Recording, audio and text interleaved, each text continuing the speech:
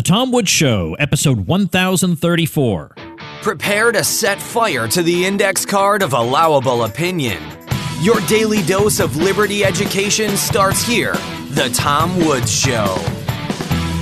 Folks, if you're living in terror of your SJW boss and colleagues, it's probably time to start a side hustle online. And as somebody who's self-published books, created a successful podcast, been a successful affiliate marketer, and many other things, I can tell you step by step what to do. And as a matter of fact, I've done that in my free ebook, 5 Paths to an Online Income.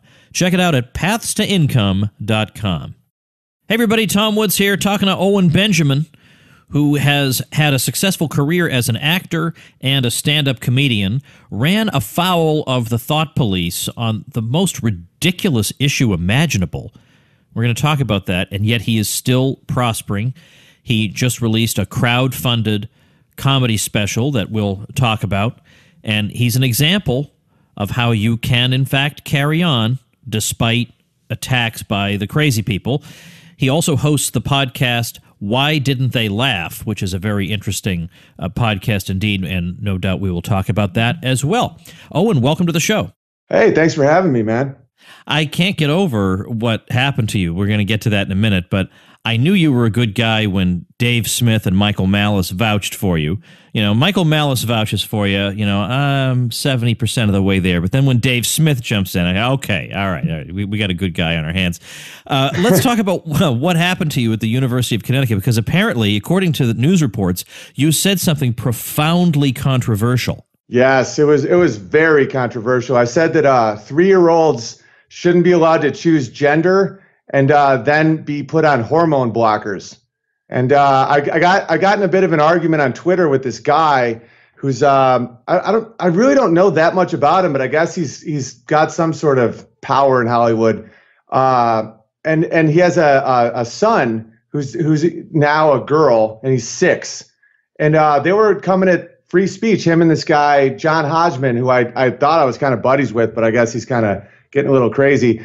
They were mocking Mel Brooks's comment about how PC is hurting comedy, and I was like, well, you have a transgender child, like you're dressing your kid up as the wrong gender, and then we started going back and forth, and I'm like, just answer me yes or no. Are you planning on giving them hormone blockers? Because there's no going back from that. And they're like, well, when the medical professionals, if they think that's the thing to do, and I'm like, you guys are sick people, man. And then everyone started coming at me hard, like tons of blue check mark people. It wasn't just the normal trolls. And I wouldn't back down. And like something that I was talking to Rogan about and that my wife kind of coined, she was like, yeah, this is a hill you can die on. And I'm like, yeah, like I backed down from things that I know aren't, like I backed down from these type of outrages before when I didn't think the stakes were that high where it didn't matter. But this one, I'm like, no, man, if I have to get a job at a gas station, I won't agree that this isn't horrific to do to children. And so I lost, I had a gig that week at University of Connecticut, and they canceled it. And then within 3 weeks, I had no agent, no manager. They just full-blown blackball. And they also were telling me that I should pull back on my opinions on Twitter and all this stuff. And I'm like, dude, I am a comedian. Like I can't have a hard party line except for, individualism, kind of like we're pirates. And I did that tweet that got like 30,000 retweets about, it was a picture of all the late night comedy hosts. And it just said, they all have the same party. They all endorse the same candidate. They all have the same view on everything. Ladies and gentlemen, quote unquote comedy. And they still don't care. They're like, no, you're problematic. And I'm like, so it was devastating. And but then I got such a huge amount of support from comedy fans and just good people and just the Dave Smiths and the Michael Malices and the Joe Rogans and the Stephen Crowders of the world that were like, they're not bent on a party line. They're bent on just being good at their job. And they supported me. And now I have a new career trajectory, and it's interesting, and it's a lot of whirlwinds happening, but it's all good. That's an amazing story on a lot of levels. Now, the happy ending part of it, that you not only still have a career, but have a successful career and things are going well for you, and we'll talk about your special in a few minutes, is a testament to the internet, basically, making it possible for somebody like you who's been blackballed by everybody, nevertheless to continue. And this is the sort of thing that Michael Malice, when I'm getting discouraged, will remind me of. He'll say that, let's say 20 years ago, an Owen Benjamin would never have been heard from again. That'd be it. Right, that would exactly. Be it. You'd struggle to try to get into some club here and there, but that would be it. But now we have this platform whereby suppressed voices still can be heard, still can attract an audience, and still can make a decent living. That is an advance. But here's the problem. At the same time that that's happening, I think the totalitarian impulses of these people are really coming to the surface. It drives them crazy that you have these opportunities. And I just read the other day, I hope this is wrong, that 40% of millennials think the government ought to punish hate speech. And of course, hate speech, I'm sure that'll be very precisely defined, right? In other words, you could have been imprisoned, and some of these little snots would have been perfectly content with that, with you going to prison over what you said. Oh yeah, but they'll lose. They can't win. It's like the cultural spirit of America and of Western culture won't allow that. And for a while, I thought that could really happen here. And I've read some of the same stuff, and I've seen I've seen people say things like hate speech, the most subjective possible thing. Hate speech. Like one person's hate is another person's freedom.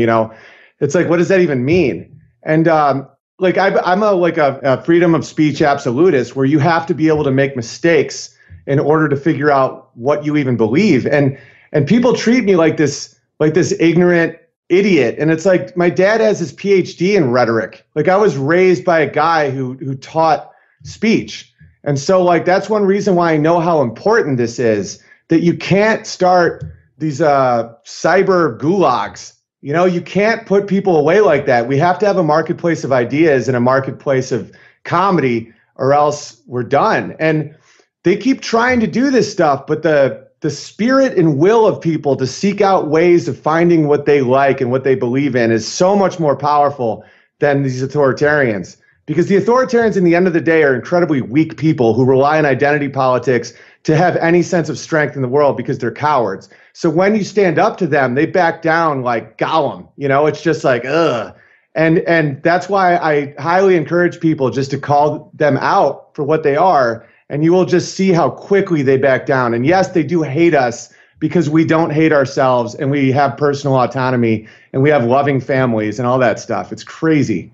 You, of course, know about the example, one of my favorites ever, of Jordan Peterson, the professor in Canada. Oh, I love him. He's literally one of my heroes. All right, so you're like the Jordan Peterson of comedy. You're the guy saying, look, I'm not going to change my mind on this, and you can bring all the pressure in the world you want to bring against me, but I'm not changing my mind. And the result has been he is better known than ever, he's better funded than ever, he's more successful than ever, and he's more secure than ever.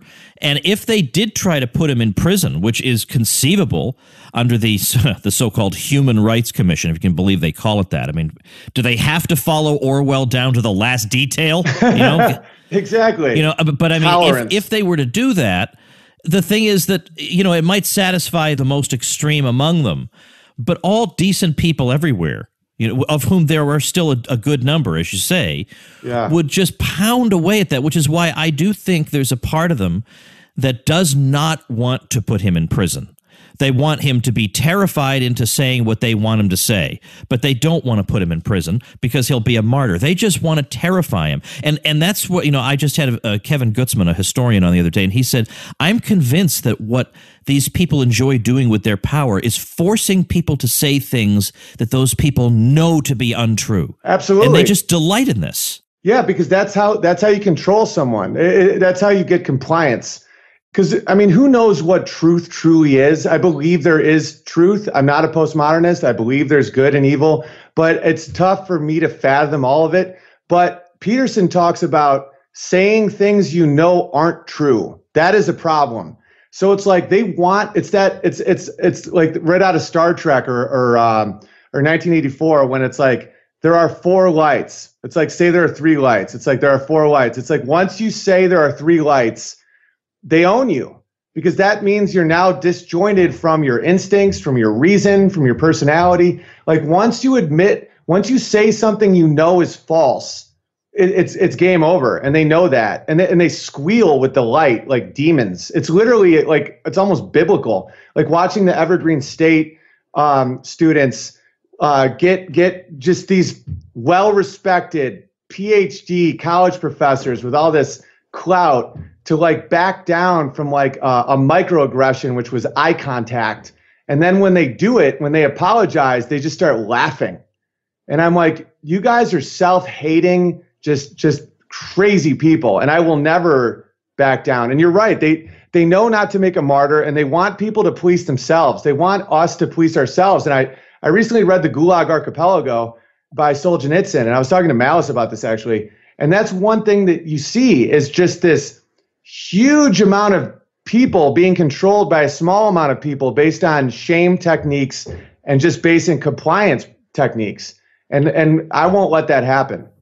Well, this is why, and I keep repeating this so that everybody gets it. This is why there are certain provocateurs out there, and I'll take Milo as the classic example, whom I generally have supported, even though I don't like every single word that comes out of his mouth. I mean, I don't like every single word that comes out of anybody's mouth unless they're me. Right. So it's true that there are things I object to about him, but what I like about him is precisely what his opponents dislike about him, which is what he represents and symbolizes. He symbolizes the guy, the Owen Benjamin, the Jordan Peterson, who says, there are an awful lot of us who are tired of being lectured to by savages and ignoramuses. I mean, because the people lecturing us, I really think are exceptionally low IQ. Not all of them, but a good bunch of them. Well, they have to be. They have to be. Yeah. Yeah, it's like what Peterson said, where it's like you either have to accept you're a coward and a liar or start believing the nonsense. And I think that having knowledge of Stalin versus Hitler, having knowledge of the American Revolution or the Constitution would disprove all of their thoughts. So they have to stay dumb, or else they admit they're cowards. So they're in the business of being stupid. Yeah, that's exactly right. Yeah, their whole existence depends on it. So that makes it fun for me, because my whole shtick is I correct stupid people who try to pass around PC history, whatever. I have a whole shtick based on that. I have a whole career based on that. I have 12 books based on this. I got a podcast and everything. So, the dumber they are, the better it is for me professionally. So I'll say that. Oh, for sure. Yeah, and I gave Dave Smith a compliment before, and this is the compliment I give to a lot of people that have more of a thought process of you or me or Dave or Peterson or a lot of these people, where I'm like, if I make a good point to you that may disprove your point, you look excited, not scared. And I'm like, I think that's a major divider between people, where it's like some people will look threatened and angry when you show them that they may have been wrong about something, and other people are like, thank you for giving me more a sharper sword or more food for my journey. You know what I mean? It's like some people are excited about a new angle or thought, and other people find it terrifying. And I like the people that prefer to get better at life and not worse. I want to get to your special after this one final question on this. I want to get your opinion on something that came up in yesterday's episode. When I was trying to cheer up the guest and myself, I was getting really bummed about the state of civilization. And what I tried to say was, but look at Peterson. He stands up to the mob and he prospers. And my guest said, fair enough, but look at the issue he has to stand up on. I mean, this is something that would not have occurred to anybody, even a few years ago, that there would have to be a whole new set of pronouns. And nobody was thinking about this. This was not even a thing. No. And so now of course, my thinking on this is that what he's doing goes way beyond the pronouns. But of course, that is the precipitating issue. And so his point is, we do have platforms for people to resist, but it's getting to the point where we have to resist on stupider and crazier things. Yeah, I was telling somebody, or I was tweeting or something about, I was like, 20 years ago, Ben Shapiro would just be a normal, nerdy conservative.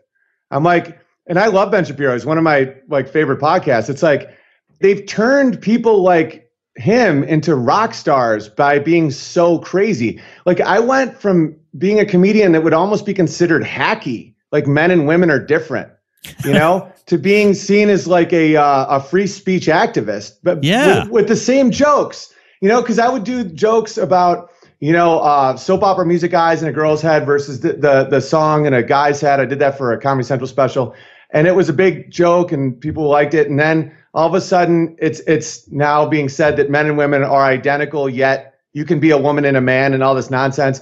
Like just logical fallacies where you can't be the same and be trapped in it. Obviously you get it, but like, so now that joke could be seen as like problematic, where it's like, just because I say men and women are different. And so now I have to stand on that hill, and now I have to stand on this other hill where it's like, no, you can't, because once you start agreeing to this nonsense, they won't be able to back down. And that's how it's like an outrage Ponzi scheme where you eventually get to the 3-year-olds and dress them up in dresses and don't let them go through puberty. And that's what gets me vicious. Like I hate people that would do that to a child. Had you ever gotten anywhere near this point before where you either had something canceled or you were your career was somehow at risk because of something you had said? Yeah. Or was this brand new for you? Yeah, but I backed down. It was when Beyonce did that Black Panther salute. I did a tweet where I was like, imagine if someone did a KKK dance. And my point, I still believe to be valid, is that identity politics is identity politics. And granted, the comparison between KKK and Black Panthers isn't, it's hyperbolic. It's not an exact comparison at all. But the comparison I was making was black pride, white pride. And basically, if you're going to do a racial pride dance in a secular American pastime event, you're going to open yourself up to white pride. And I was called a racist. I was just ripped apart. And I did an apology. It was fairly passive aggressive. It was I was like, on Twitter, never attack Beyonce, and if you're white, stay very quiet. I was being sarcastic, but they were like, okay. But after that, I could tell, because I've been in the Hollywood crew for a long time. I've been in movies and I've had Comedy Central specials. I've had development deals and all this stuff. And I've done Fallon and I've been in Chelsea lately and all this stuff. And like that moment, it wasn't like now I'm just a pariah, but that moment people would just look at me a little different. Like, are you not on board? And I'm like, I actually don't see race. I mean, I do obviously, but I judge people on their skill set, their ideologies, their culture, whether or not they're a good person. I don't think race matters as far as judging a human being.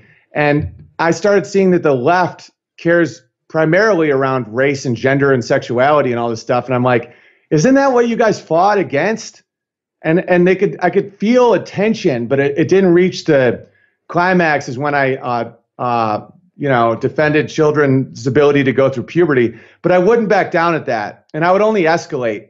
And people would come at me, and I would only, my agents were like, "You got to stop tweeting," and I would be like, "All right, now I'm going to double it," and I'm like, "I'm not going to stop," and that made them, it made a lot of the world respect me and support me, and it made Hollywood despise me. Well, that leads to the next thing I want to talk about. You recently released a special. How did you do it without any major support? Well, that's the beauty of the internet and the will of people. And I set up, I have a website, hugepianist.com, because I'm 6'7" and I play the piano and I have the sense of humor of an 8-year-old. So, and people could donate to produce a special. And my goal was 10 grand and I hit it. And then I shot the special in Manchester, England, because I was on tour there, and then released it. And then and the feedback was so good, I released it on my website, and we're selling it. I've already reached another special, except this time it was 15 grand, and I've already got to that. People literally, they didn't even ask for this, but I list them all the donors as producers on it, because I'm like, you guys produced this. I used to have to list Sony and Comedy Central and all these people that don't care about comedy. I'm like, you guys produced this, you're part of this, and I'm going to make something that makes you laugh. I'm going to make fun of cultural appropriation. I'm going to make fun of John Lennon, Imagine. I'm going to, I do a bit about John Lennon's Imagine being a little communist. And so I already have enough for another special, and I'm going to shoot that. And my Patreon is growing. patreon.com/WDTL for my podcast is Why Didn't They Laugh? So it's just WDTL. And so I'm scheduling to shoot another special in January, and they can't stop us. And it's like the more they try, the more people are like, okay, well, there's this massive underserved market of people that just want to laugh and not be lectured to, like a Jimmy Kimmel. They just want to see him be funny and not cry about guns and healthcare, about stuff he doesn't even understand.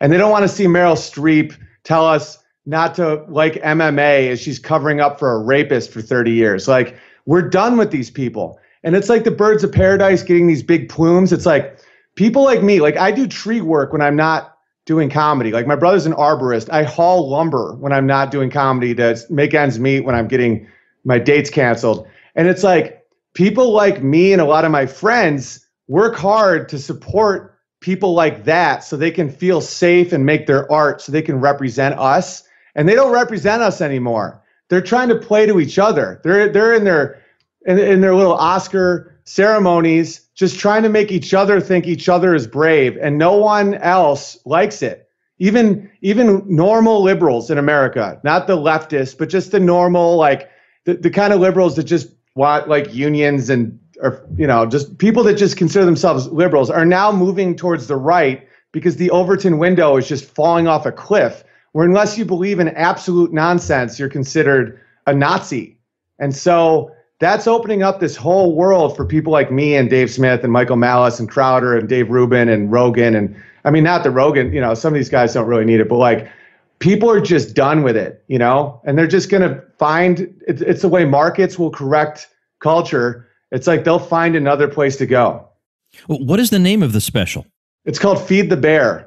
Okay. And the next one is going to be called, I'm still working on the names. It's either going to be called Problematic. I was going to call it, Was It Something I Said? But that's already a Billy Connolly special, a great Scottish comedian. I didn't realize that.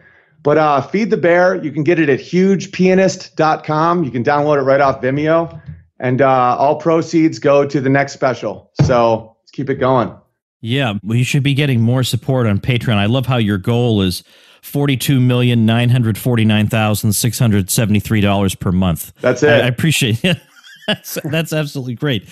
I happened to go see just a couple of nights ago here in Melbourne, Florida, John Cleese, and he was there with his daughter. Now, he's got fairly conventional views on a lot of things, but he claims at least to be against political correctness because he thinks it destroys comedy. So that came up in the event. One of the questions was, can you elaborate on that?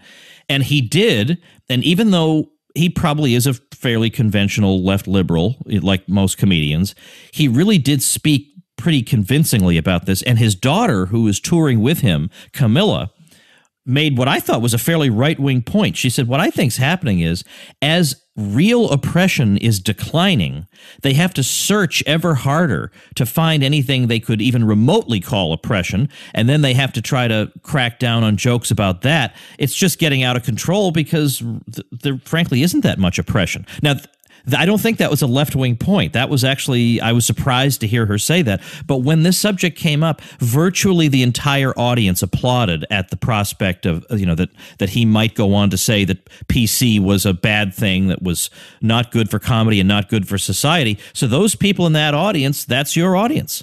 Oh yeah, and they're everywhere. Like PC was coined by Mao. Like people that think it's a good thing are like right now the progressives are progressing towards totalitarianism. And like a lot of conservatives in America are seen as these like stuffy, no change guys. But in reality, they're trying to conserve the original founding father concepts that was the ultimate in progressiveness, the empowering of the individual. And I think that these people will end up imploding. Because, as I said, it's an outrage Ponzi scheme. And like what you said, they ran out of actual problems. So now they're searching for problems because they don't have any moral compass. They're full of self-hatred. They don't feel they deserve anything that they have. So it turns into bitterness and resentment. And it's interesting because Peterson described this one concept very well, because I've always considered myself liberal, but not a-liberal. Because liberal just means open-minded, which most artists are. But I'm not a liberal. I'm politically I'm right wing, but I'm liberal in the sense that I'm open to new ideas when it comes to music or comedy or anything. And I think that's one of the million words that the left has hijacked is just the word liberal, because like a liberal and the personality trait of liberal couldn't be more different. It's like it's Orwellian opposite, doublespeak again. It's like to be liberal and to be a liberal are the opposite. And I think that's something that people should really come to terms with. It seems to me that the more you can tell your story and the more interviews you can do and videos you can make, the better for you, because as soon as people hear it, they think, I want to support this guy. And this is my way, in my limited capacity to stand up to these people, of standing up to these people. Because frankly, we need people like you out there alerting the rest of society to what happened, so that they know how crazy it's getting. I know, and if it goes too slowly, it's like that the frogs in the boiling water, because it's like I'm a canary in a coal mine, and I was saying this stuff 2 years ago, and my friends and family back home in the small town that we live in were like, "No, you're crazy, you're paranoid, you're on the road too much, your world's crazy." And now these things are becoming law in Canada and being pushed here, and it's all of media has become just left of Stalin, and they're finally like, wow, you were right about that. And I'm like, and I'm right about what's coming next unless people start talking. And some people can't talk, so they just support people like me, where it's almost like I have a friend that will remain nameless that literally has been nominated for an Oscar and can't speak up in LA, and it kills him. And so one day I just look on my PayPal and it just said that I got $5,000 from somebody.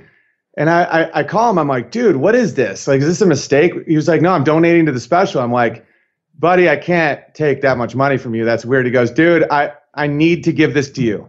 He's like, please make like actual comedy. I can't say this stuff publicly. So I like to relieve my conscience, please take it and just make the best stuff you can.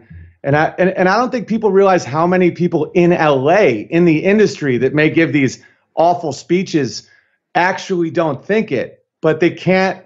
It's almost like once you ride when you ride a dragon, you can never get off because the dragon eats you. It's like that thing. It's like some people can't say what they believe, and so they desperately rely on people like me to like just at least say something honest, because they're dying inside, It's unbelievable we're even having this conversation, but I think it's great that you're able to still continue on. But I'd like to see you get more Jordan Peterson cash. You don't have to take it from him, but it's coming from some of the same people. I'd like to see you. I want to see you absolutely crush it out there, because the more you do that, the more of it sends a signal to the bad guys and the good guys. It says to the bad guys, go ahead, screw you. We're going to carry on with or without you. And it says to the good guys, you can do this. You can jump on the fence. You don't have to be a coward because you're worried about where your next meal is going to come from. You can do it too. Exactly, because a lot of this stuff comes from that, like basic primal fear of like, can I provide for my family? If I say this, I'll get kicked off my CW show or something. And it's like, if we provide a path that's doable, it will make more people jump off that sinking ship. And it'll just be Hollywood, just the Titanic, just clutching their pearls, just screaming, if you get on that lifeboat, you can never come back. And we just give them the bird and bail. What is Comedian's podcast like? I know Part of the Problem by Dave Smith, but it's very political. It's funny, but mostly political. You have a podcast called Why Didn't They Laugh? What's it about? Well, for most of it, I was touring so much, and I have a pretty analytical mind, and I think that like comedy reveals so much about human nature, history, engineering. So I would take a joke that wouldn't work right off the bat, and I would show the listener how I got to a funny place where I would show one joke and show it bomb, then show it bomb a little less, and then eventually show it kill. And then that became, I couldn't always do that, so I would just show jokes working or not working and why. And I would be doing, before the election, I'd be doing shows in Atlanta, and I'd be doing different ways of talking about politics and trying to show people like it isn't an issue of good and evil. These are cultures you don't understand, and this is how you represent yourself to them, and or it'd be simple, silly jokes. And that was fun. But now it's a lot more, I wouldn't say political. It's more like cultural, where it's like, because I'm touring less and I was just trying to get my affairs in order after all this stuff. And so I've just been doing more, I don't know, just piano stuff. Like I broke down The Wall recently, like Pink Floyd's The Wall and all the history behind it. I just like to make stuff for people. But the original concept of Why Didn't They Laugh was just that. And I would interview a lot of comedians when I lived in LA, but now that I live in the middle of the Adirondack Mountains, it's a lot more solo. But my YouTube is quadrupled in a month because of, I think people have found me through this and respect what I'm doing. So I've been doing a lot more live streams on there. Like I'll take song requests and then I'll break down some historical event and that's about it. And people seem to dig it. That sounds like a brilliant idea. I'm fascinated by the inner workings of comedy because when you watch a stand-up comedian who's really good, it just seems to flow so naturally. It's just like it's a spontaneous stream of consciousness. But you know that it's actually been carefully honed and crafted, and things have been discarded and things have been added and audience reactions have been incorporated. But you don't see any of that. And so I've talked to Dave Smith about this, and sometimes he kind of poo-poos the idea, that there's all this technical stuff that goes into it. But then when he started talking to me, he was saying, well, now look, the reason this joke worked was I had to have the 3 examples and each one had to do, and I think maybe at the same time he was explaining it to me, he realized, wait, I guess I do know an awful lot about how to write a joke and how comedy works. And as a guy on the outside, I would love to know more about that. So I am definitely subscribing to your podcast. I'm sick of listening to history and politics and economics all the time. He says on a history and politics and economics podcast, but I would love for just to be refreshed with some of that. How often do you do it? I used to do it twice a week. Now I do it. It's whenever I don't know, maybe once a week. But if you go in the past, like the first episode's called Caesar Salad. And the joke was about legacy. It's a basic silly joke about like, one of my super rich friends can never hang out. And I'm like, why won't you hang out? He's like, because I want a legacy. And I'm like, Julius Caesar took over the whole world. What did he get? A salad, right? And so that joke took so much time because I would try to give other examples like the Earl of Sandwich or like Stroganoff and all these. And it was also about like how I said it. Was it casual? Was I scolding him? And it just shows like all the different elements. And then a ton of episodes are about hecklers. Oh, want to know what I recommend you watch? On YouTube, I did a documentary called 60 Minutes, 7 Days. And it's me writing an hour of comedy in 7 days and all the trials and tribulations that went through it. And that, I think, is like Dave Smith and his girlfriend really liked that one. Like when we first started becoming friends, they told me that they watched it. So that one will really show you the underbelly of comedy and how there is an element of chaos to comedy where you can't think too much and you just have to do it and be funny. But there also absolutely is an order and an engineering to it that I think is fascinating. Because in LA, I would watch Bill Burr bomb, who's like one of my favorite comedians. And then I would watch the joke slowly become amazing. And I just wanted people to see that because I'm like, that's the most interesting part to me, isn't the applause. It's how you take some kind of insane concept and make it a joke. I am going to, okay, yeah, look, I got a whole bunch of Owen Benjamin stuff to dig into. I'm looking forward to it. What I'll actually do is on the show notes page, this is episode 1034, so tomwoods.com/1034. I will put a link to your website, I'll link to the special, and I'll put up that documentary that you just mentioned, and I'll link to the podcast. So basically everything, and your Twitter, because people are going to be entertained if they're following you on Twitter. I get all that stuff, all the Owen Benjamin stuff. I love it. A convenient place. Now, of course, another convenient place to get Owen Benjamin stuff is at your website, but this is the second place if they forget your website, which is hugepianist.com. Yeah. All right. Then there's also tomwoods.com/1034, which is not as funny, but it's what they've come to expect. I deliver things that listeners come to expect. Well, congratulations on not being crushed and into a million pieces, but getting up and carrying on and sticking it to them. Thank and you, brother. I would like to say I got my whole audience behind you. I can't be sure of that because maybe I have a few crazy people listening, but all the normal people in the audience are cheering you on. So thanks a lot. Thank you. And the crazy people usually like me the most, so I'll take those guys. Excellent. Thanks a lot. All right. Thanks, Tom. All right, everybody. Tomorrow it's back to economics. We got Bob Murphy coming back on. We're going to talk about Mises and a major advance he made that probably most people don't realize. So we're going to have some fun talking some economics tomorrow. Right now, I want to tell you about a listener named Jorge Morales, who just created a website called don'tsignthelease.com, and it promotes both his book and his podcast. He has a book called Don't Sign the Lease, The Tale of a Triumphant Business Owner, and he says, this highly entertaining and informative story will unveil and open up the commercial real estate industry for business owners. Most people may not fully appreciate someone who gets a lease right, but getting it wrong can cause irreparable harm to your company, your career, and your reputation. You'll learn how to avoid costly pitfalls in lease agreements, and as one testimonial says, Jorge Morales simplifies for the consumer of real estate, or the tenant, what you need to know to get a fair deal in a landlord-dominated market. He also has the Don't Sign the Lease podcast, and he says in real estate transactions there are winners and there are losers. Far too often the tenant, the business owner, is the loser. So very interesting. You may be able to get some helpful insight over at don'tsignthelease.com. And remember that, of course, you too can get publicity for your website if you use my link to get your hosting before you get the site started. And I give you lots of other bonuses, as you know, and I get you the best price around that Bluehost has for hosting. So why the heck not? Get the details on how to get these goodies for yourself at tomwoods.com/publicity. I will post don'tsignthelease.com on our show notes page, tomwoods.com/1034, as the listener website mentioned. Get ready for some economics tomorrow, and I'll see you then. Become a smarter libertarian in just 30 minutes a day. Visit tomwoods.com to subscribe to the show for free, and we'll see you next time.